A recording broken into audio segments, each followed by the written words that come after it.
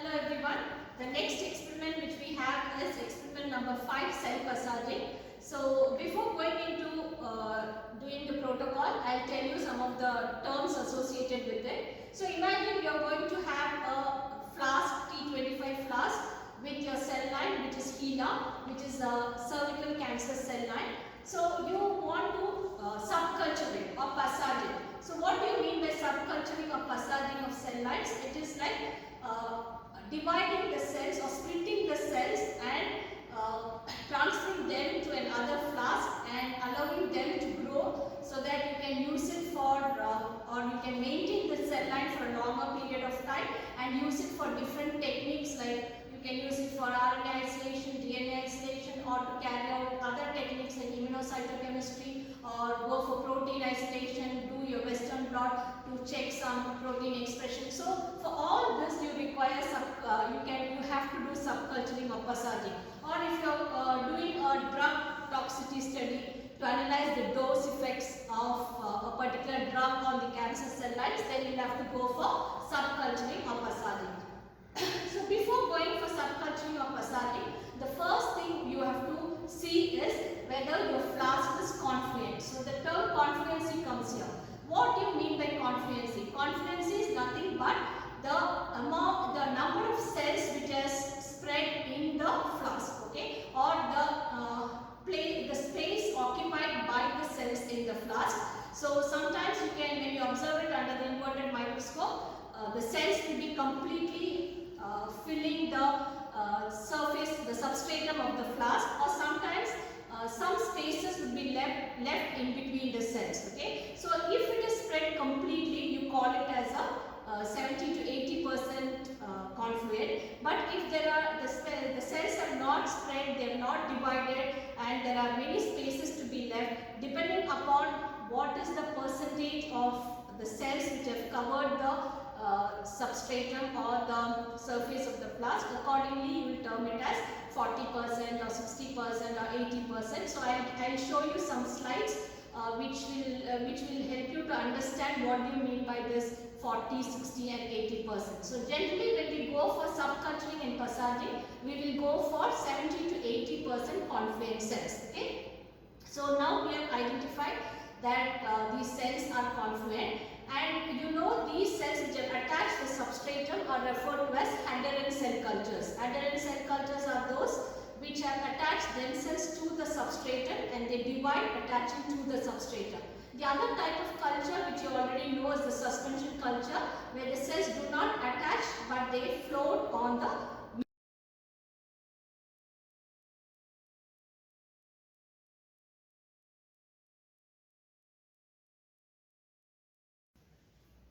So as I told you before, we have a T25 flask of HeLa cell line which we are going to subculture or passage. But before subculturing or passaging, we have to do a process called trypsinization.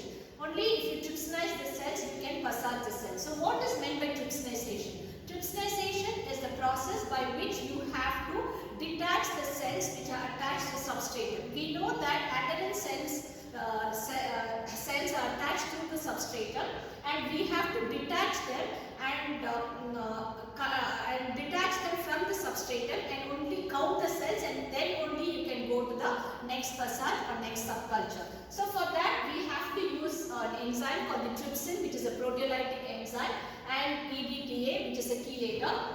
It's used, so trypsin we use in 0.25%, plus we combine it with 1 millimolar concentration EDTA, and this is added to 1x in 1x PBS, which is nothing but the phosphate buffered saline. Okay, so what is action of trypsin? The action of trypsin is it is a proteolytic enzyme, as I told you before, and it actually digests the proteins which are present between the cells, which help them to adhere to the substratum. And this you have to make sure that you do not expose the cells for a longer time in trypsin, because that the proteolytic activity of this trypsin can actually harm the cells and can lyse the cells. Okay, and once we do the trypsinization, so we will see the procedure how it is done, and once that is done, we decide whether we have to how subculture these cells or passage these cells. Whether we have to decide what would be the split ratio. So depending upon how fast we need the cells and what are the different techniques which we are going to do, accordingly we can split the cells into number of flasks, into 4 or 5 flasks, or you can decide and go for 1 or 2 flasks, and the rest of the cells you can store, cryopreserve and store it. So generally imagine if, so once you do this passaging, you have to count the cells, and depending upon the number of cells, you have to decide how much cells you are going to seed for the subculture or the passage, okay, the next passage. So if you can go for, if you want the cells to be confident in about 70 to 80% confident in about 1 to 2 days, then you go for a split ratio of 1:2. But if you want the cells to be confident, 70 to 80% confident in 2 to 4 days, you go for a 1:5 ratio, and 1:10 ratio when you want 70 to 80% confidence in about 4 to 6 days. Okay. So as and when I do this procedure, I'll tell you the other points which you have to keep in mind when doing trypsinization, and finally how we are going to passage these cells and seed the cells, and how to continue that cell line for a longer period of time. Right? Now we are going to start the experiment, the process of trypsinization. So this is the biosafety cabinet work area. Always make sure the cabinet is neat and clean before you start any experiment. First thing what you have to do is clean the area with 70% alcohol. So wipe the place clean to make sure there is no contamination, and you have to always make sure that you work in a sterile environment. So we are also cleaning the microscope, the inverted microscope. This is the carbon dioxide incubator, and now we are going to take the T25 flask which has the HeLa cell line. Now we will visualize it under the microscope, and we can see that the HeLa is about 80% confluent. So we have the 1x trypsin here and the media which will be used for subculturing. The first thing what you have to do is remove the media from the flask. Always make sure that the tip doesn't touch any of the surface, because if it touches then it can contaminate your cell line. So remove the media very carefully without touching the sides, and straight away go into the T25 flask and remove the media slowly and discard it.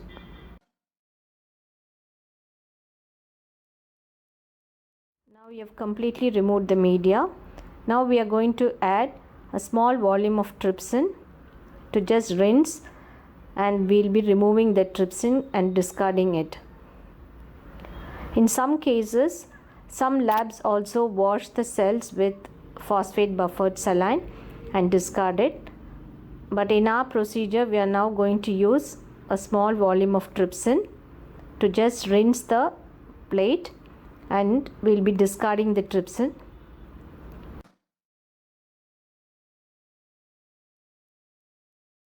So after adding the trypsin, gently tilt the flask so that the trypsin, you are able to rinse the plate with the trypsin and remove it.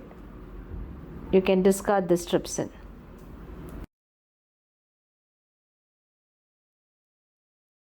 For this T25 flask, you are going to add about 1 ml of trypsin to trypsinize the cells which are attached to the substratum.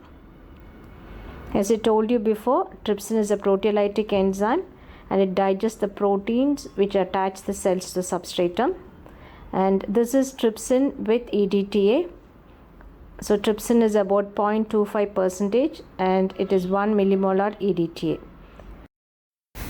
So as you know, EDTA is a metal chelator which will enhance the activity of trypsin. It will bind to the calcium and the magnesium from the cell surface and allows trypsin to hydrolyze the specific peptide bonds.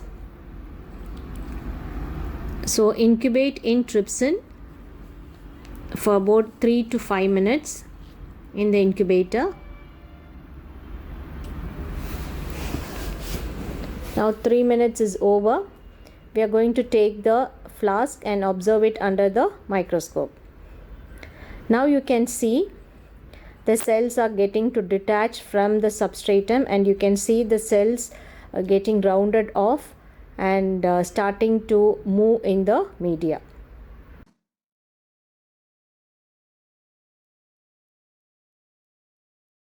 Now you have the cells which are trypsinized, which have been detached from the substratum, and they have lost their morphology. They are rounded up, and now you have to add equal amount of media to inactivate the activity of the trypsin. You should not allow the cells to be in trypsin for a longer time, because that can be toxic to the cells and lyse the cells.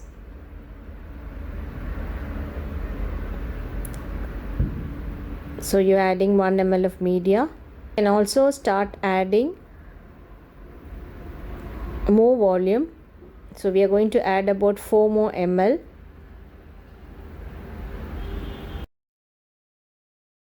And now slowly tilt the flask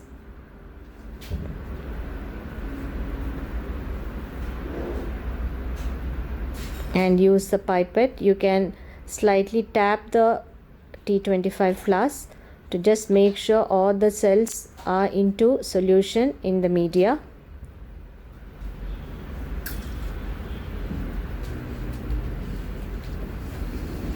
You can name a falcon tube which you're going to centrifuge. So you can write the name of the cell line.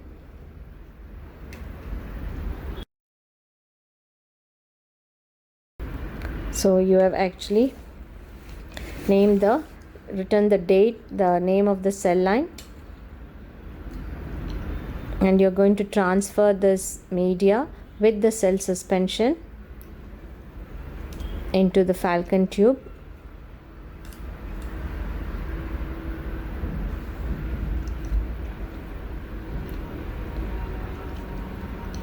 So slowly and gently you can resuspend the media and make sure you repeat adding the media to the substratum to remove all the cells which are in case attached to the substratum. So you want to just make sure that all the cells which were attached are in suspension in the media. Now remove the media with the cell suspension into the falcon tube.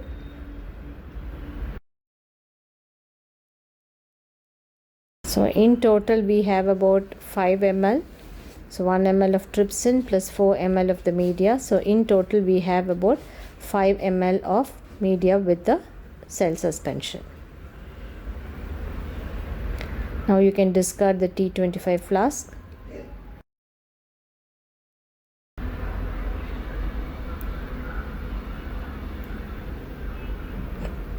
So now you are keeping the cell suspension for centrifugation. Centrifugation should be done at 1200 rpm for about 3 minutes. So you're using another falcon tube for balancing. And now you're going to centrifuge it.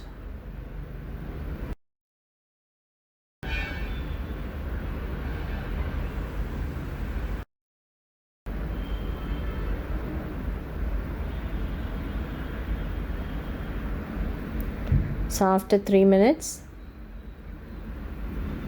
you take out the falcon tube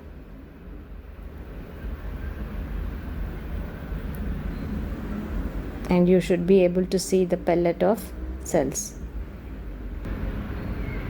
So you can see the pellet here, the white pellet at the bottom. The pellet is the HeLa cells which you have trypsinized.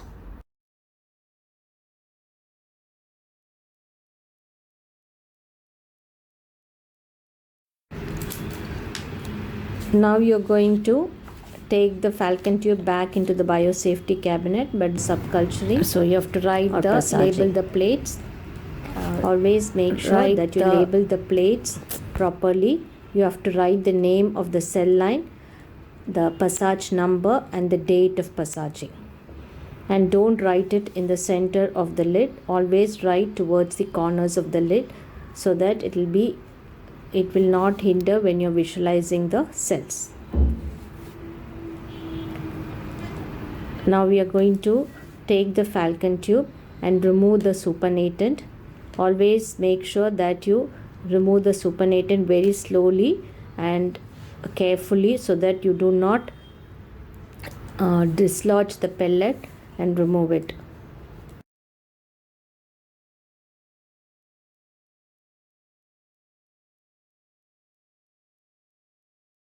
So we have completely removed the supernatant, which contains the trypsin as well as the media. Now we are going to add 1 ml of media to the pellet, and we are going to resuspend the pellet.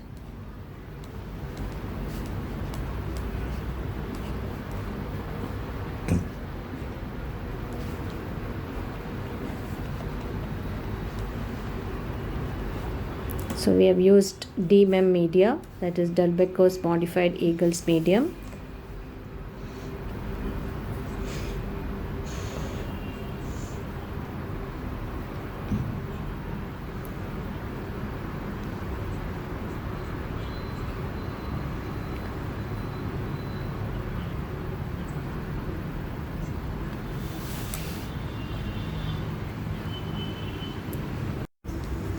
Resuspend the pellet in the media slowly and gently because we do not want to cause any harm to the cells. Once we have mixed thoroughly, we have to count the cells.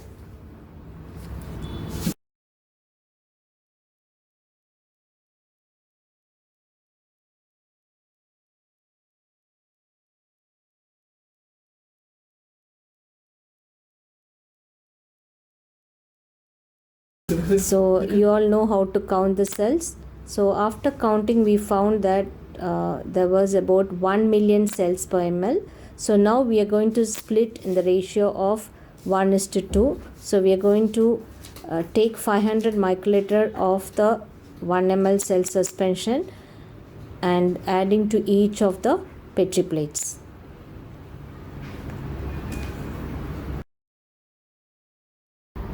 Now for subculturing, we need to add media to the Petri plates. We are going to add about 3 ml of media to each of the Petri plates. Another way to do this is you can first fill the Petri plate with the media and then add the 500 microliter of cell suspension into each of the Petri plates. Now slowly swirl the plate so that the cells are evenly distributed. We are going to add 3 ml to the other Petri plate too.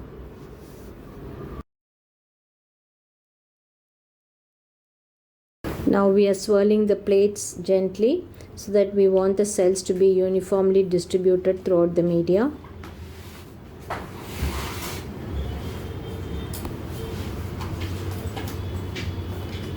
Observe the plates under the microscope to see if the cells are uniformly distributed.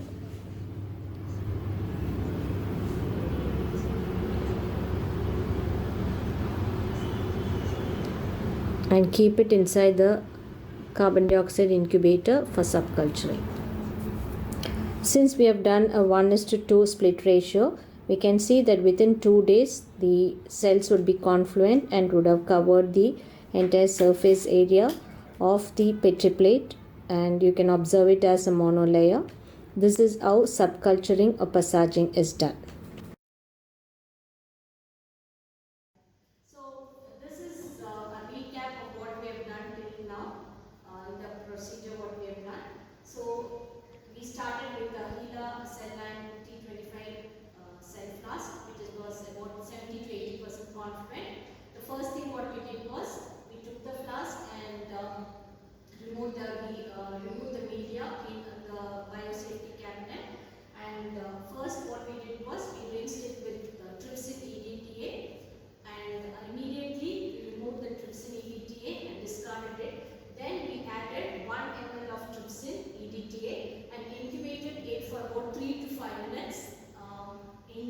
incubator, the CO2 incubator, the carbon dioxide incubator.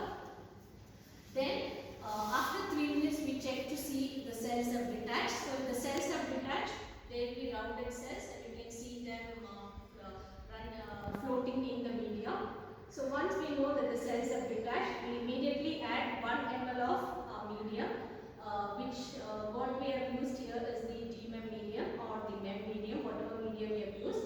And we add this media, so we add equal amount of media. So if we have added 1 ml of trypsin, we have added 1 ml of media to deactivate the trypsin. We do not want the cells to be in trypsin for a longer time because the proteolytic activity can lyse the cells.